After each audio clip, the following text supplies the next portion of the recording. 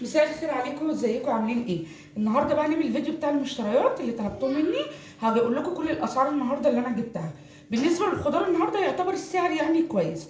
بالنسبه بقى لحاجات تانية كتير، بالنسبه بقى للزيت والسكر والرز والحاجات دي، صراحه الاسعار اوفر قوي، زياده عن اللزوم.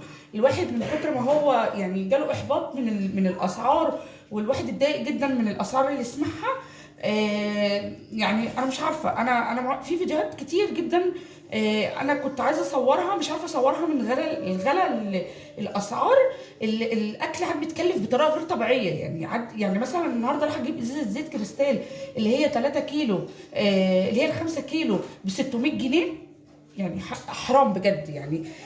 انا ما اعرفش، والازازه الصغيره اصلا ما تكملش 700 جرام، ب 110 ولا مش عارفه ب 120 جنيه.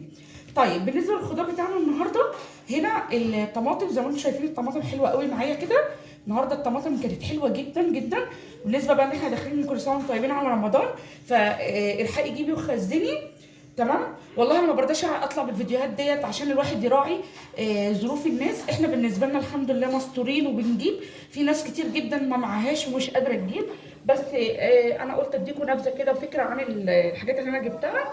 هنا الطماطم الكيلو وربع ب 10 جنيه. لو انت عايزه تخزني رمضان وتعملي صلصه في الفريزر، انا جبت كميه، بس طبعا مش هطلع الكميه كلها، هي ديت ايه، جزء من اللي انا جبته. هعمل صلصه في الفريزر وهاخد جزء منها عندي في التلاجة. هنا دي كيلو وربع زي ما انتم شايفين كده، الكيلو وربع ب 10 جنيه. يبقى هنا الطماطم كده ايه، كيلو وربع ب 10 جنيه. هنا معايا بطاطس، البطاطس دي حلوه جدا للتحمير. دايما لما تيجي تجيب البطاطسايه، تجيب البطاطسايه الطويله، اللي هي المطوله ديت، اللي هي الرمليه، حتى تشوفوا بصوا عليها رمل. البطاطس دي حلوه جدا في التحمير.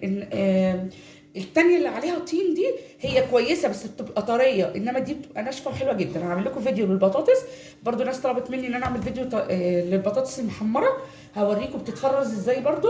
يبقى هنا كده بالنسبه للبطاطس، البطاطس دي كيلو ب 15 جنيه، الكيلو ب 15 جنيه. هنا برضو جبت منها كميه حلوه عشان اعملها في الفريزر لرمضان. هنا معايا الفلفل الاحمر ده.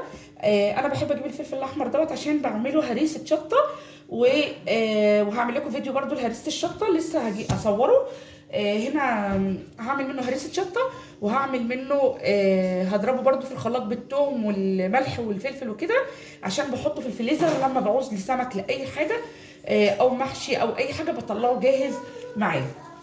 وهنا الليمون دوت سعره 20 جنيه، الفلفل ده 20 جنيه، والاخضر اللي زيه 20 جنيه، والفلفل الشطه التاني برضو ب 20 جنيه. هوريهولكم اهوت الفلفل التاني اللي هو دوت، ده سبايسي شويه، احنا بنحب السبايسي ده، برضو جايبه منه ب 20 جنيه.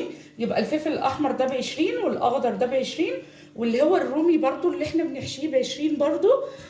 ده كده سعر البطاطس والفلفل والطماطم زي ما انتم شايفين كده اهو. بس الطماطم الصراحه النهارده كانت حلوه جدا في السوق. واللي عايز يجيب يعني انا جبت القفاصايه كلها على بعضها، جبتها ب 210. هي كانت بتقول لي، الست كانت بتقول لي 225، انا جبتها ب 210. هنا الليمون الربع كيلو ب 7 ونص، الليمون غلي شويه. هنا الرز دوت، انا جبت كيلوهات كده في اكياس عشان يبقى عندي برضو في المطبخ لرمضان. يعني جبت بتاع 10 كيلو اكياس كده كيلوهات. لاني لقيت الشكاير ال 25 كيلو غاليه جدا برضو، ومش موجوده قوي، يعني موجوده في اماكن واماكن لا. الكيلو ده الراجل ده بيبيعه ب 30، وفي محلات تانية بتبيعه ب 35، بس الراجل ده دايما انا بجيب منه، هو بيراعي ربنا شويه، بيبيعه ب 30. معرفش انت عندكم في منطقتكم بقى بتجيبوه بكام، بس هو عند كل الناس ب 35، بس الراجل ده بيبيعه ب 30، لانه هو تقريبا من الارياف، وبيقول انا عندنا يعني رز وكده. تمام، يعني زارع تقريبا رز يعني. انما بتاع البلدي، الرز ده بلدي، انما رز الشكاير، الرز ده يا بنات بلدي، عشان كده الراجل بيبيعه ب 30. الرز الشكاير بقى اللي هو الشكاره 25 كيلو بيتباع ب 35 جنيه. يبقى كده دي المشتريات بتاعتنا النهارده. ده اللي انا جبته.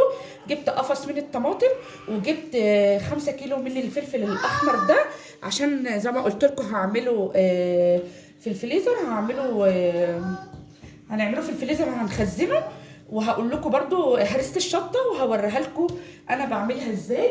والنهارده بس كده الفيديو بتاعنا. وجبت برضو الناس اللي عايزه تعرف برضو، جبت الخيار برضو ب 15 جنيه، والبتنجان اللي هو الحشو اللي بيتحشي ده الكيلو النهارده غالي برضو ب 18 جنيه، كان غالي شويه. فدي بالنسبه للاسعار بتاعت السوق. انما طبعا الفراخ بقى والسمك واللحمه، احنا كان عندنا اللحمه ب 400 جنيه في الشرقيه، والسمك يعني اقل حاجه ب 100 جنيه. وفي بقى اسعار كتير جدا، بس بجد انا اتصدمت النهارده من اسعار الزيوت ويعني اسعار بقت اوفر، يعني ربنا يا رب يرحمنا. وان شاء الله يكون الفيديو خفيف عليكم، ويا رب الفيديو يعجبكم، واشوفكم جديد في وصفه جديده من مطبخ ايمان احمد وفيديو جديد. باي باي.